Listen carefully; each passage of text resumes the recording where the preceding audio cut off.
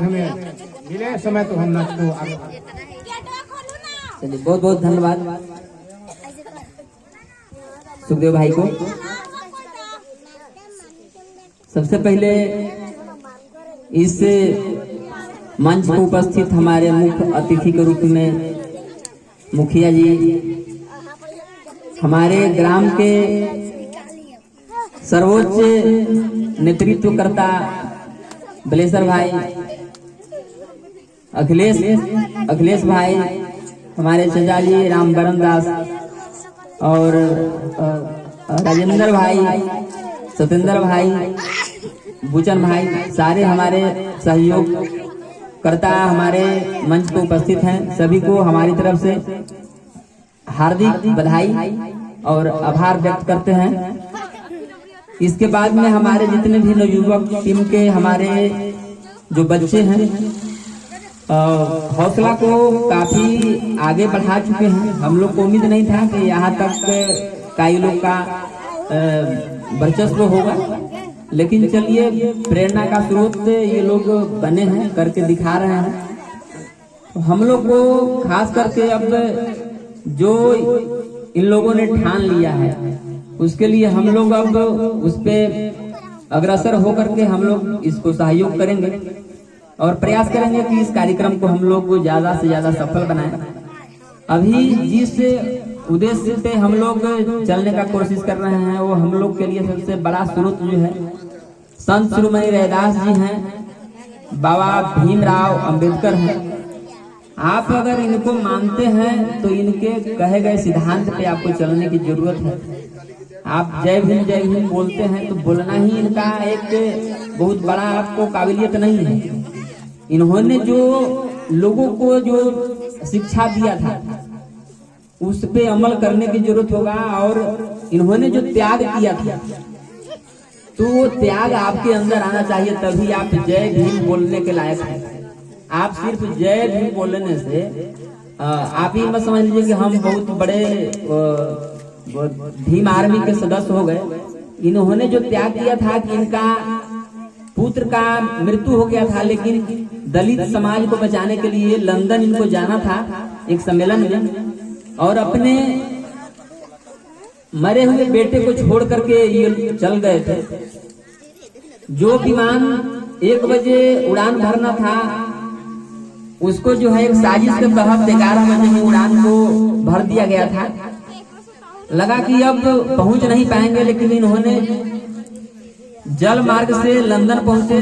जब लंदन पहुंचने ही वाले थे तब तक वहां गांधी जी और जवाहरलाल नेहरू दोनों वहां पहुंच चुके थे, जबकि तीनों को एक साथ जाना था, लेकिन वो लोग इनके साथ नहीं गए और इनको एक साजिश के तहत जल मार्ग से जा रहे थे। वहीं जो है जॉर्ज फर्नांडिस के द्वारा इनको हत्या करने का साजिश किया गया था। 3 करोड़ रुपया दे करके और जान मरवाने का बात किया गया था, लेकिन किसी भी तरह से अंबेडकर जी बच करके निकले। वो बोले कि भाई अगर मान लिया जाए कि 3 करोड़ रुपए के चलते तुम हमको जान मारोगे तो हम तो गरीबों के मसीहा हैं, तुम्हारे लिए भी लड़ाई लड़ने जा रहे हैं, तो मार करके क्या करोगे? हम तुम लोग के लिए ही वहां जा रहे हैं। अंततः वहां जो है का हत्या हो गई। शोक सभा उनको मनाया जाए। शोक सभा मनाने के लिए लोग जब खड़े हुए, वैसे ही बाबा साहब उस जो है भवन में एंट्री किए और वहां का जो गवर्नर था वो बोला कि भाई आप तो बोल रहे थे कि उनका हत्या हो गया। तो देखिए हम लोग पे पहले से ही जुर्म हुआ है, शोषण हुआ है, और एक व्यक्ति इस देश में इतना संघर्ष करके आज हम लोग को यहाँ तक लाए हैं। तो आज भीमराव अंबेडकर के आज जो मार्ग है उस पे चलने की जरूरत है, तभी आप अपने समाज को आगे बढ़ा सकते हैं। बोलने से कुछ नहीं होता है, करने से ही हर कुछ होता है। हम लोग वहां दबे हुए थे जहाँ की हम लोग सोच लिए थे कि अब हम लोग को यहाँ से आगे बढ़ना मुश्किल है।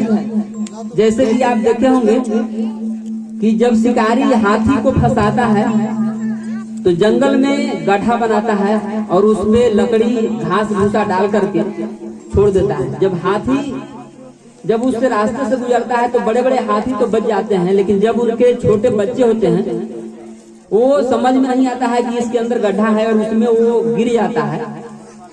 जब वो गिरने के बाद में वो सोचता है कि हम इससे छलांग लगा करके इससे निकल जाएं, काफी कोशिश करता है लेकिन वो निकल नहीं पाता है। अंत में क्या होता है कि जो फंसाने वाला जो शिकारी होता है उसको उस गड्ढे से बाहर निकालता है और एक पतला रस्सी में बांध करके उसको रखता है। हाथी का बच्चा उस समय काफी जोर लगाता है कि इस रस्सी को हम तोड़ दें। वो जोर लगाते लगाते थक जाता है लेकिन वो टूट नहीं पाता है।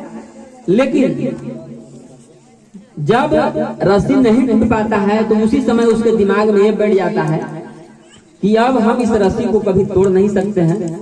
और आप ये देखते हैं कि जब हाथी मतलब बड़ा बड़ा पेड़ को कबाड़ सकता है, घर को गिरा सकता है, फिर भी एक पतला रस्सी में बंधा हुआ रहता है।